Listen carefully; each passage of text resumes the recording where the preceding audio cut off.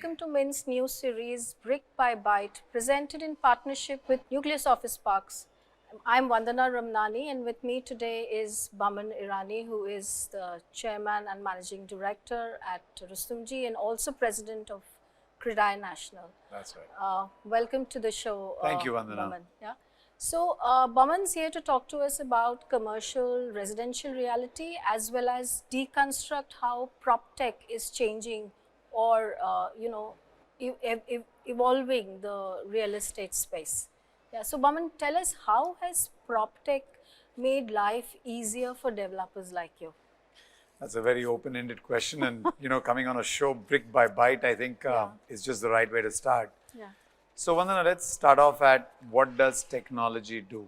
Sure. Technology addresses or should address needs or gaps in an existent process or product, and then try and make it better by making it faster, making it first time right, so it's more efficient, making it, cheaper if it's possible, bringing in a whole host of human or other non-human interventions, reducing the human error issues, and that is exactly what we believe the future of real estate industry or the success in the future of real estate industry is going to be all about. I can remember from the day we started, right? We had these big manuals that we used to put all our process flow charts on. Our entire order book used to be manual. We used to literally pick up the phone and speak to people. From there, cut to today, at our level, we only get involved with the top level negotiations, if at all, and then beyond that, the entire process actually runs by rote. So my site, in a way, is speaking to my purchase, in a way, speaking to engineering, is in a way speaking to quality control, is in a way speaking to, without actually picking up the phone and speaking to each other, systems are talking, and you're able to do just-in-time purchases, you're able to kind of make sure the quality is right, you're able to kind of spot defects, you're able to also get the right quantities in so there are lesser wastages. All of this is technology, right? And all industries, whether you take the automobile industry, pharma industry, all of them have been hit by technology in a large way. Correct. We believe the surge or the big wave that is going to hit the real estate industry in a good way is yet to come. Okay. And we are probably on the anvil of it. So, Boman, as a developer, when you set out to look at land parcels, or for that matter, when you go in for redeveloping a project, now, how does Proptech actually come into the picture there, or has it come into the picture right now? Vandana, a very good question. Look, when I go for land, what do I need to look at, right? What as a developer? Clear title. Clear titles. Land titles are number one. Two is probable litigations that may or may not be right there at the surface, something that could have happened 50 years back, but it may be something that can rear its head at some point of time. Other than that, one needs to also know how the land is zoned, whether there are any kind of zoning restrictions today, tomorrow, or even yesterday. And what exactly is the nature of development that one can do out there. Now imagine it's still not addressed in its entirety. I know Land Deeds does a little bit of land titling, etc., etc. But imagine in a world where Revenue Department, which has got all the titles of the land, are spruced up and they are up to date with let's say the legalities of the lands and all the transactions that are taking place on it. Along with, I'm just giving a perfect world situation where tech can scan the newspapers or let's say it's newspapers for the last 50 years, if they can, to see if any kind of advertisements had appeared for the title of this land and who were they placed by. Okay. Then if it could talk to, let's say, the Urban Planning Department or the ULB and see where the zoning of the land, how is it affected by factors like CRZ or in other parts of the country by something called hill slope or river embankments or even flood areas, etc. And bring in, how do I say, in one single point of view, the entire understanding of that land's explorability or developability and what are the kind of, issues that land has.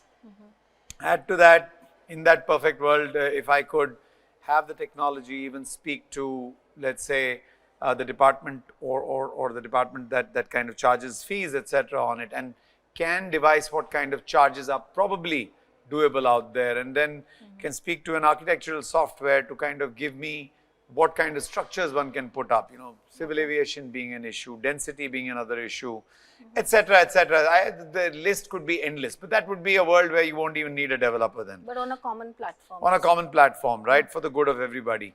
A large part of this is being worked on today. Okay. People are trying to address it. There are still legal issues that keep coming time and again. I'm not saying legal of the land, but legal about the data that lies with the various government departments. And this brings to my mind a saying, when new technology is coming into play, you will always transgress the boundaries of what was the old rules or regulations or laws that were there. I'm not saying necessarily that we break laws, but we need to keep advancing them with time to come. Okay. And how democratization of data needs to actually take place, right? There will be challenges. We're like I told you, we are probably at the anvil of things, and a big wave is going to hit us. And over there, good things lie on the other side of the wave for those that are prepared and ready, and that's the future that I'm looking at. So redevelopment becomes another challenge. Wow, redevelopment. Let me try and imagine a situation where I would know in a building that is other than everything that I just told you about. Yeah. Imagine that I would be able to get data on the last 6 transactions of every apartment that have been built, because redevelopment usually takes place about 50-year-old or 35-year-old buildings. And in that, if I could get the last 6 or 7 transactions, or let's say transactions from the start that were taking place, whether the stamp duty was paid every single time. Because stamp duty, when you finally go back for any kind of no dues, you would have all these no dues coming up. And if that no dues could be tracked out, so that on day one I would know that any difficulties are there. Plus, if there are any kind of legal holds on the title, today with so many departments monetizing or kind of putting a clamp on, let's say, the assets of a developer, whether they were paid off and the asset, still continues to be under some kind of mortgage. Bank finance given to certain developers. There are so many things that we have to keep manually reaching out to various departments and finding out, or sometimes even getting rude shocks where we start the work and then some department comes along and says, hey, listen, we have a lien on this apartment, how do you do this? So these are the things that I would imagine can be addressed by that. And of course, finally, if I could score through the entire earliest plans that were done or on which the basis of the approvals took place, I could stand and point out to the residents right now over the spaces that they have encroached, because that's what a lot of times used to happen, where people used to encroach upon certain areas and then accordingly make a transaction or a deal. Sure. I mean, it would really help. Yeah. But right now, as a developer, I mean, any initiative that you as a company would have taken in the Proptech space to kind of iron out some of these difficulties? I would say we've been working for a long time. Any startups that you may have engaged? So let me not take names right now, because that's not right. But yes, we've been engaging with a lot of young professionals who have got ideas at the company level. At our company level, and that's how the entire concept of bringing it to CREDAI was also initiated, because we believe one developer trying to engage with too many people, trying to do too many things, is not enough bandwidth. But imagine the situation where we take that across the 13,000 developers and say, now we incubate, we pre-seed fund, we seed fund, or we will create a seed fund and pre-seed fund and a series A, B, C funding availability through your resources. That is, you could invest in it.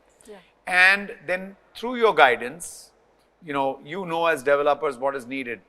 Tier 1 towns need a whole different set of skills, whereas Tier 2, Tier 3 towns might actually be more struggling with basics of, how do I go out and get eyeballs, and how do I kind of only improve the efficiency of my construction or only reduce the cost of it.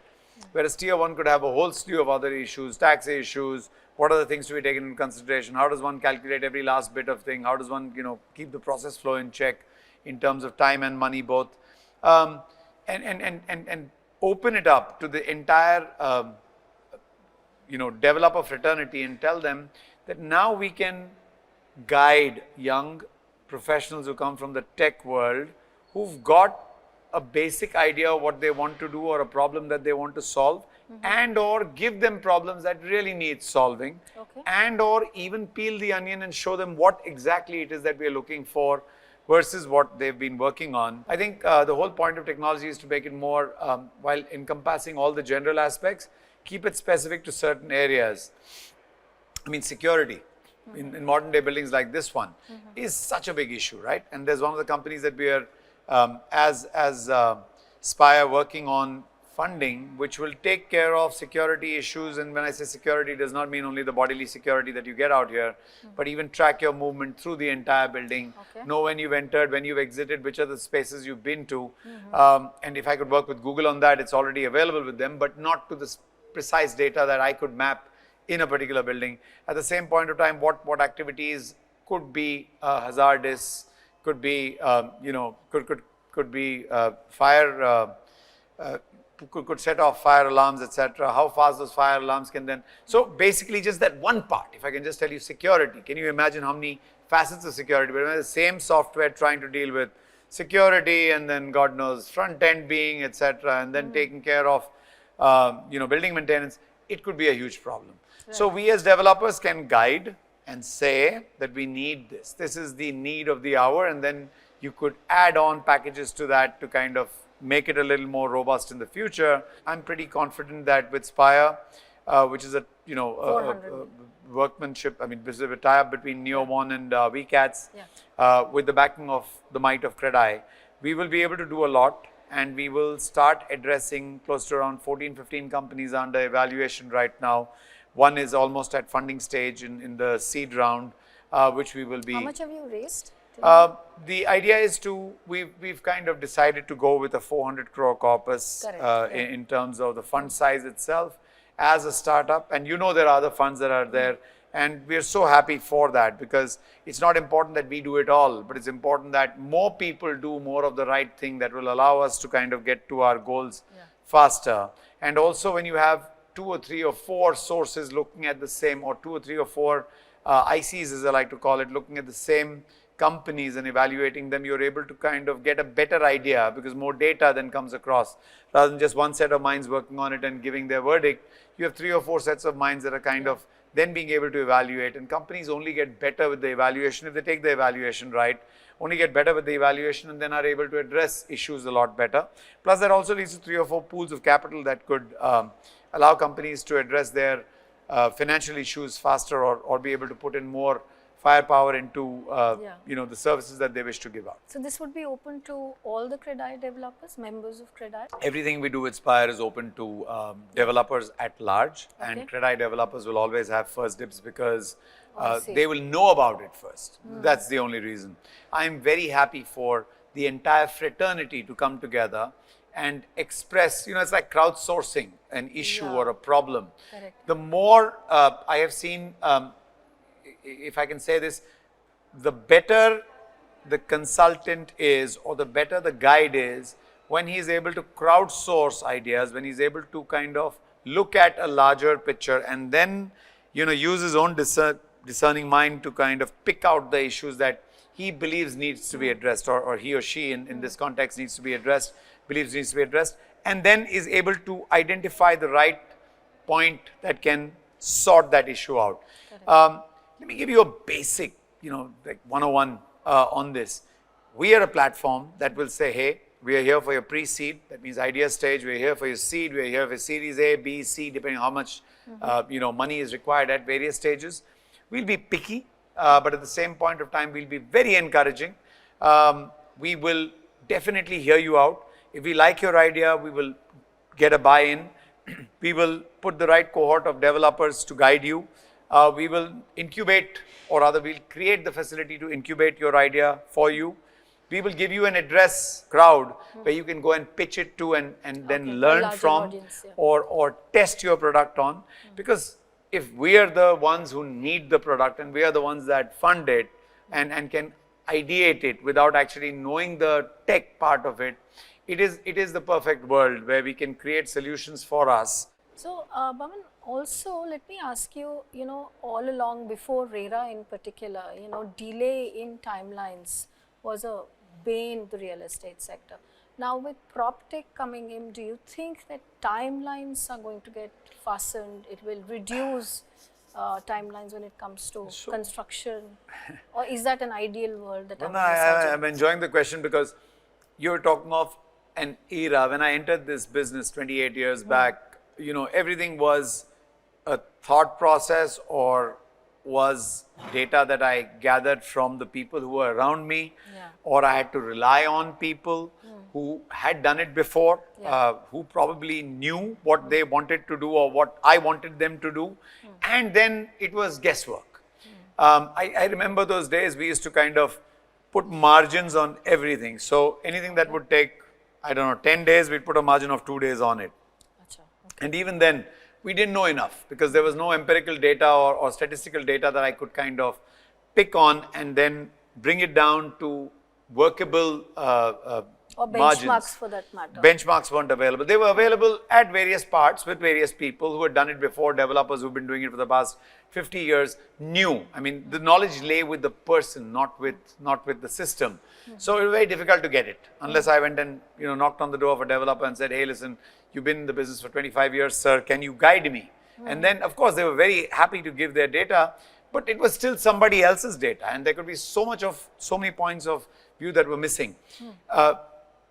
RERA came about by the need of addressing customers' issues, right? And you do know that the initial turmoil when RERA was announced in terms of there were so many things that were open even at that end where we did not know what could possibly go wrong, and then everything felt like a very strong decision would be taken that could harm the projects. And again, people started adding margins. If I knew a project would be completed in 2 years, I'd say it would take 4 years because everybody was just adding that safety factor and stuff like that. But with time, developers like us, Proptech or not, already knew what are the issues that could be faced during the life cycle of a development, and then worked our way backwards to kind of, give a forward view. But that came from experience. It came from experience, but that was self, right?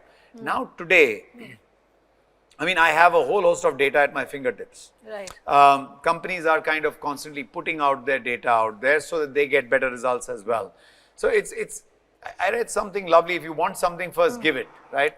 So if I want surety of my timelines, I need to share my timelines with a system or with a whole group of people that can then kind of distill or play around with it and then give me a more distilled view to tell me how I could kind of change things.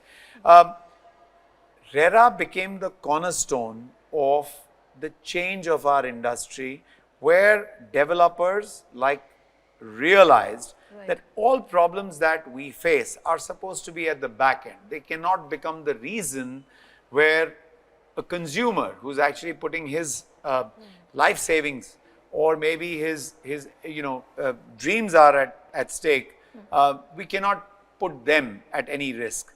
So, Boman, one last question about, do you think that new policies and regulations on this front, the PropTech is concerned, would perhaps make it easier to implement, perhaps get more startups to come forward and, help the sector achieve what it can? Let me tell you what's already happening, right?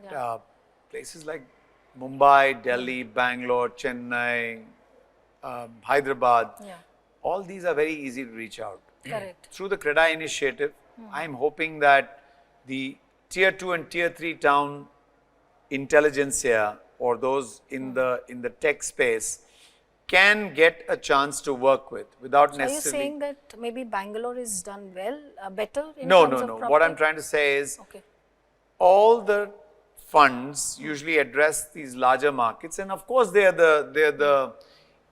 where the intelligence comes to get known. With us, I hope that we are able to also address, of course we will address the bigger markets as well, but we also hope to address the smaller markets where the intelligentsia lies, right? Where there are tech professionals. Look at Zolo, for instance. It is something that's been built out of a place which you and I did not know at least the common Mumbaiker did not know existed. Correct. We're trying to make sure that through our developer fraternity that is so widespread across every city and town in this country, we're able to reach, or they're able to reach us as well and be able to do it. On our side, I mentioned to you, Anuj Golcha works on the VCATs or from the VCATs team. Okay. And from our side, we have Preetham, Dhaval, Benita, Gaurav, and to an extent, the seasoned developers. We're trying to get them all on board so that they're able to offer their expertise time and again to work on projects that come to us, give the right kind of mindset or concepts to it, or understand the concept and get back after speaking to their teams on the parts of the business that they can address and how they can be addressed, etc. So that is what we are looking at doing through our Spire fund, and we are looking at making a change. It is a start, like I told you. There are other funds that are doing the same thing, and we will work in collaboration as required. We will individually go out and source talent and then open it up for others also to kind of fund. This isn't any kind of a, how would I like to say this? It was not done only with the intent of profit, if I may say that. Profits will happen because that is what technology, which is adapted by industry, which is also our front face. We are the ones who are going to be the buyers, will be able to kind of create value for these. But it was not the idea. That was not the idea it started with. Okay. It started with the idea of actually resolving or solving those issues that are faced by the real estate industry as such, and bringing in newer and better ways of addressing those that we did in the past and just do it better. You know, at some point of time, I saw a video in where an entire bridge was actually built by drones that worked with, engineers that were sitting at one part and actually went and precisely fixed out a defect in a particular dam, and that took care of so much of the safety that would be required. Also address the speed part of it, because then there was no need to scaffold and build and stuff. And these, now that is happening in the advanced world, and I'm saying that is one part of it. Imagine technology being able to address sustainability, because sustainability is such a large part of our business going forward. And we at CREDAI have already decided to do a net carbon zero on projects by 2050, and we're working towards that. Safety. We talk about ESG, and everybody talks about the E, but the S and the G as well. Again, over there can be so many packages that we can work with or see that will kind of work in the interest of the consumer. The livability index of people, lifestyles of people. How do you take care of that? What is going to be the future 5 years hence, and how I can address those issues today, because the building starts today, but it's only going to be ready, especially high rises like this one, take about 3.5, 4 years on a minimum. Right. to get complete, and then thereafter they've got to last for the next 200 years. Correct. Right, and keep and be flexible enough to be able to take the change that will come over 200 years. So all these are things that we are addressing, and these the good developers are addressing in their projects, and we just want to create a common pool so that more good developers are created, and this need or this demand is actually satisfied or taken care of in the long run. Thanks, Boman. Thanks for joining us. Thanks, viewers. Thanks for joining us. See you in the next episode. Thank you, Vandana. Thank you for having me on the show, and it's been a real pleasure. I think more events like these will only lead us in the right direction. Thank you for hosting Brick by Byte. Thank you.